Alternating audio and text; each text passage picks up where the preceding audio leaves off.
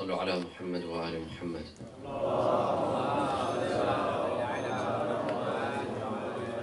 بسم الله الرحمن الرحيم. صلى الله عليك يا رسول الله، صلى الله عليك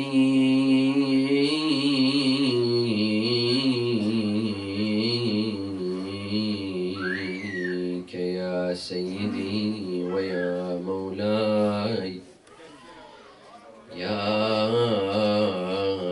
أبا عبد الله، يا رحمة الله الواسعة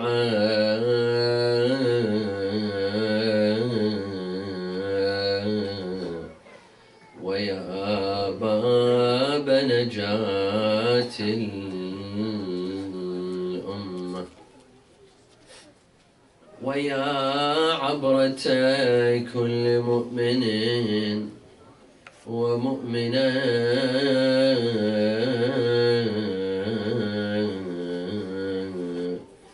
يا مظلوم يا شهيد يا غريب كربلاء،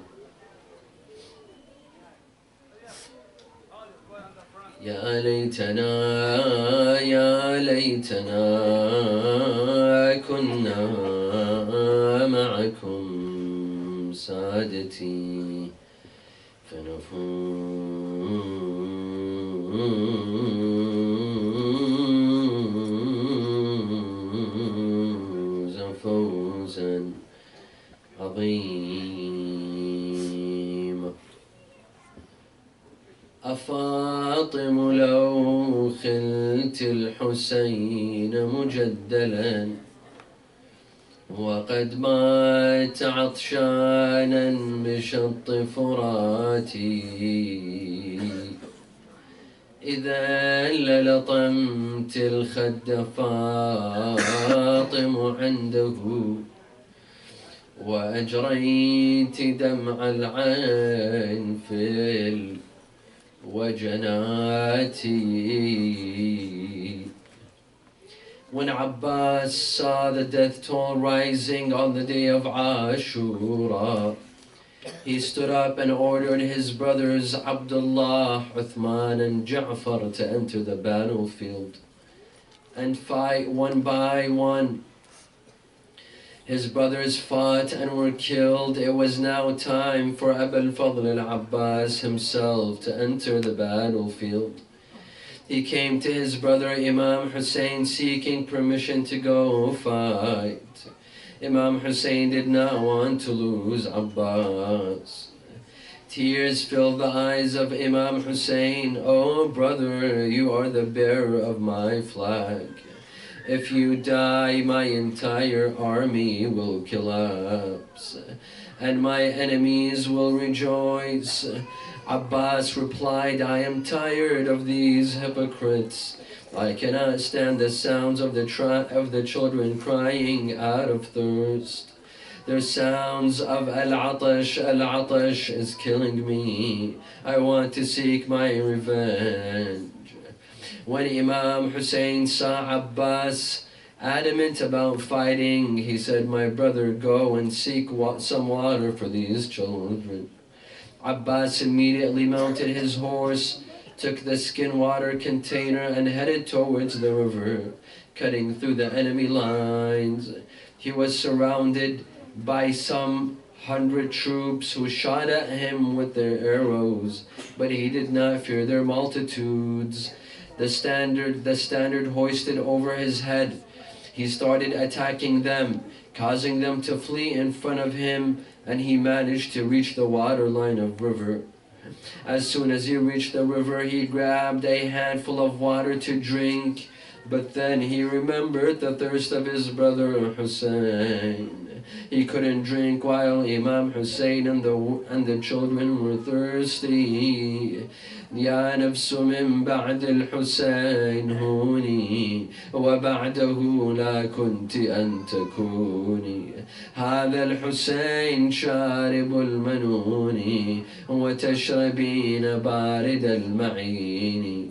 والله ما هذا فعال ديني ولا فعال صادق اليقين. He filled his water skin, mounted his horse again, and headed towards the camp. All of a sudden, the enemy troops surrounded him from every direction.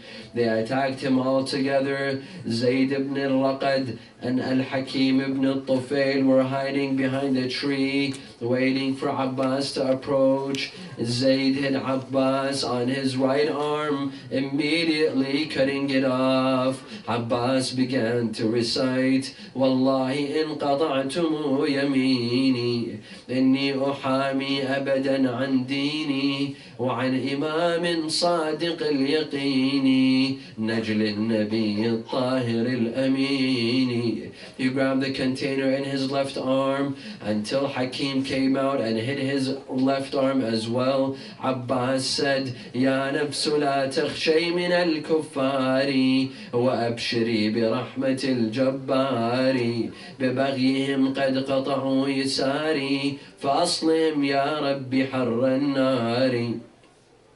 He managed to grab the water skin with his teeth, staying without his two arms. He headed towards the camp, but the enemy did not give him a chance. They rained him with arrows, one falling in his eye, and one hitting the water skin, causing it to drop, and another arrow pierced through his chest.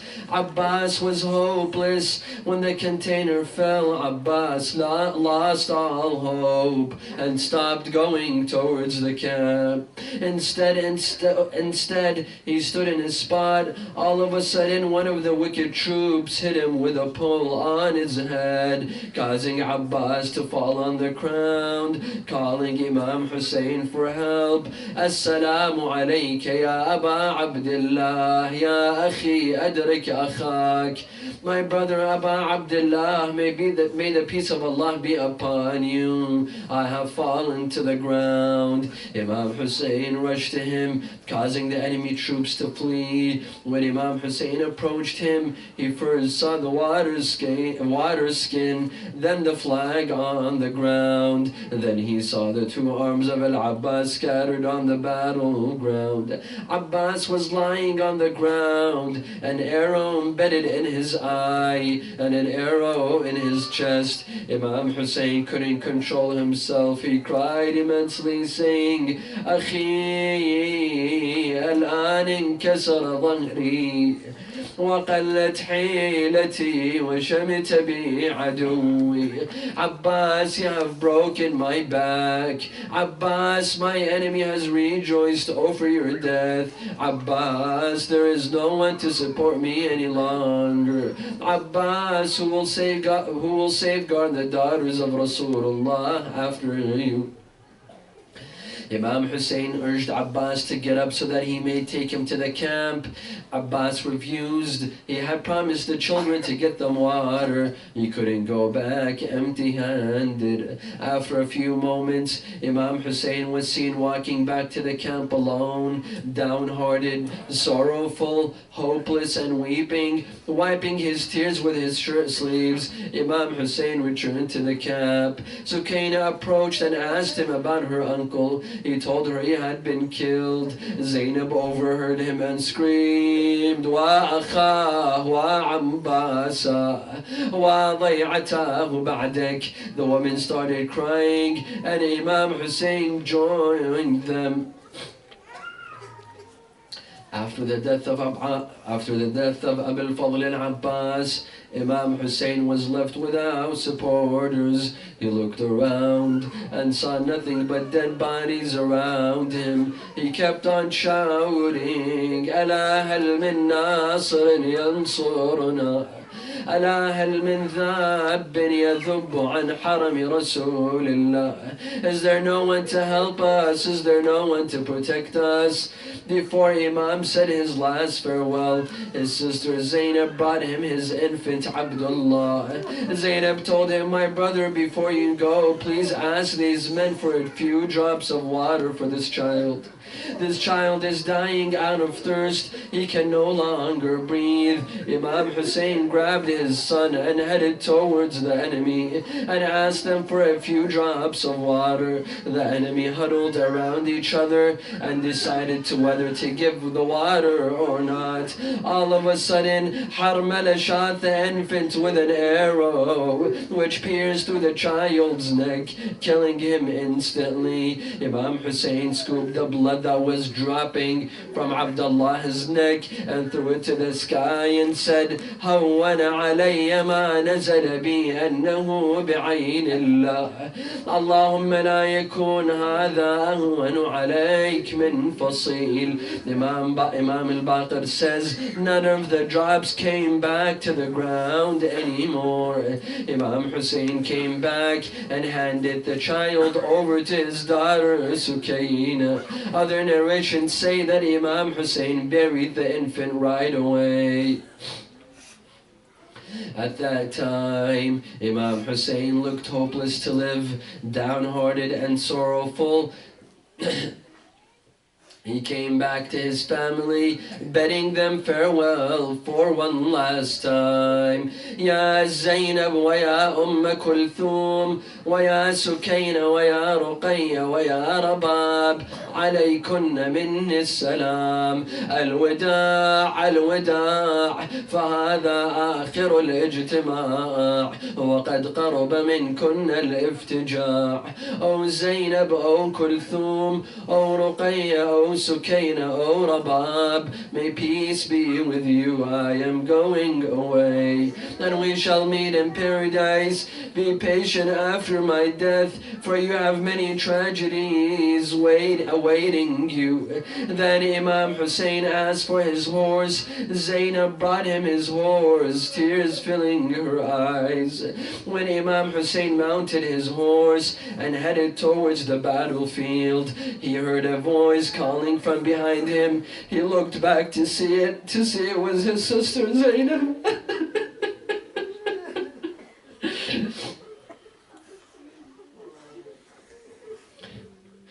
Asking him to come down from his horse.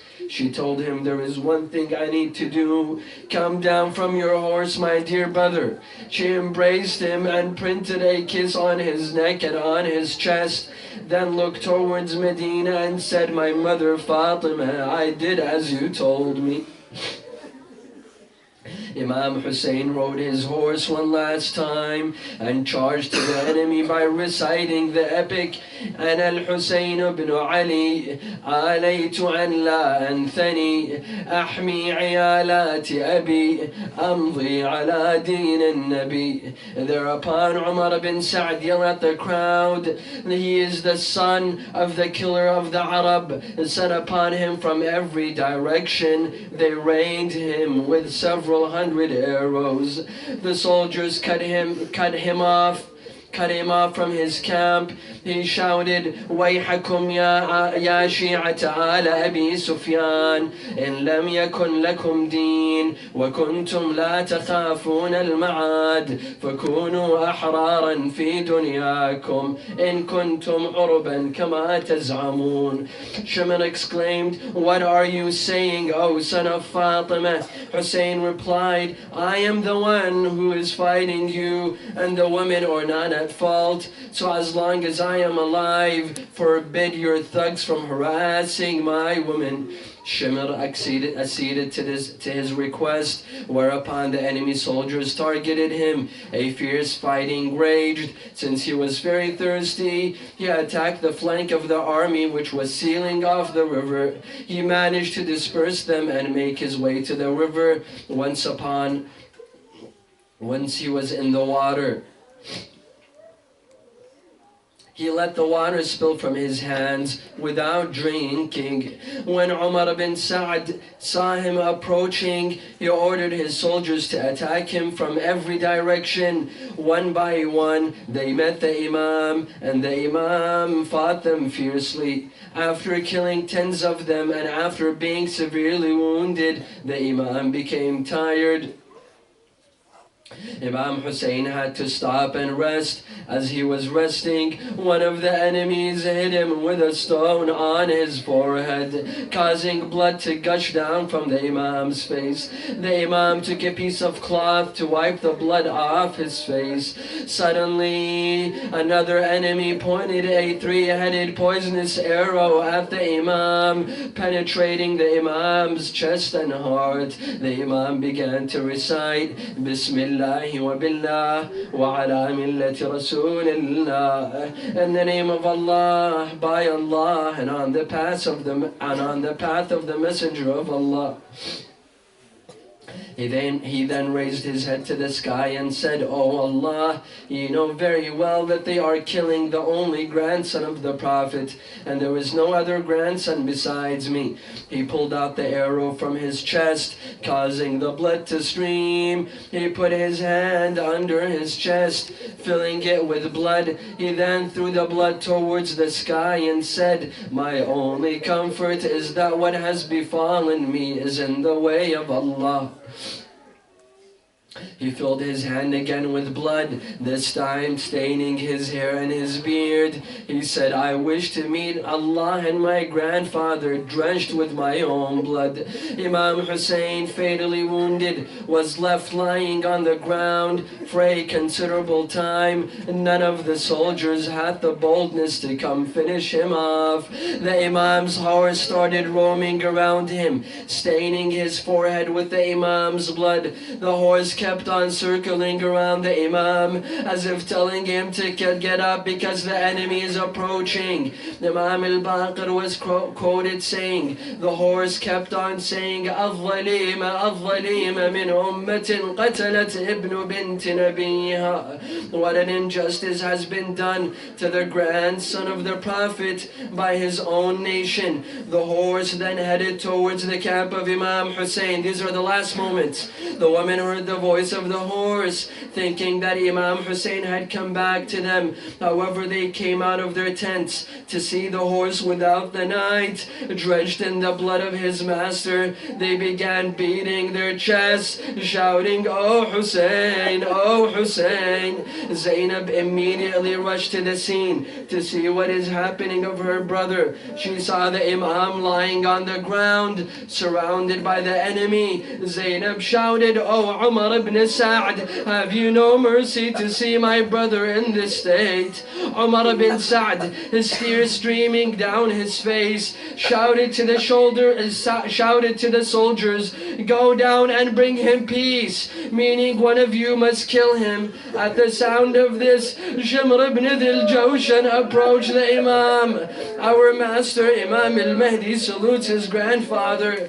He says, فَهَوَيْتَ إِلَى الْأَرْضِ جَرِيحًا تطأك الخيول بحوافرها وتعلوك الطغاة ببواترها وأسرع فرسك شاردا إلى خيامك قاصدا محمحما باكيا. فلما رأينا النساء جوادك مخزيا ونظرن سرجك عليه ملويا برزن من الخدور ناشرات الشعور على الخدود لاطمات وعلى اللاطمات الوجوه سافرات وبالعويل داعيات وإلى مصرعك مبادرات والشمر جالس على صدرك. Shimr approached the Imam. He kicked the Imam several times and then he sat on the Imam's chest. Shimr ibn Dhil Jawshan then cursed Imam Hussein and he cursed his father Ali ibn Abi Talib. I do not have the heart to say this, but I must. Shimr then took hold of the Imam's head. He lifted his sword. He raised the Imam's beard and he hit the Imam 12 times on his neck. the Shem cut the Imam said, أين المنادي وإماما shout with me وحسينا ومظلوما وإماما.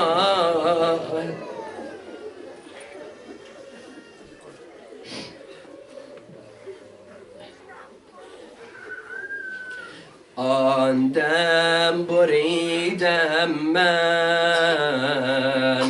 از حسین دل، آن دم بریدم من از حسین دل، که آمد به میدان شمر سیه دل. او می دوید و من می دویدم، او می دوید و من می دویدم، او سوی مقتل من سوی قاتل. او می نشست و من می نشستم، او روی سینه من در مقابل. او می کشید و من می کشیدم، او خنجر از کین من ناله از دل. او می برید و من می بریدم، او می برید و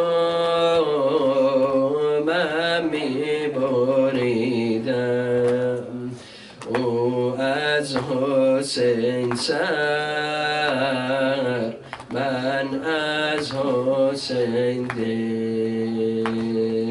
و حسینا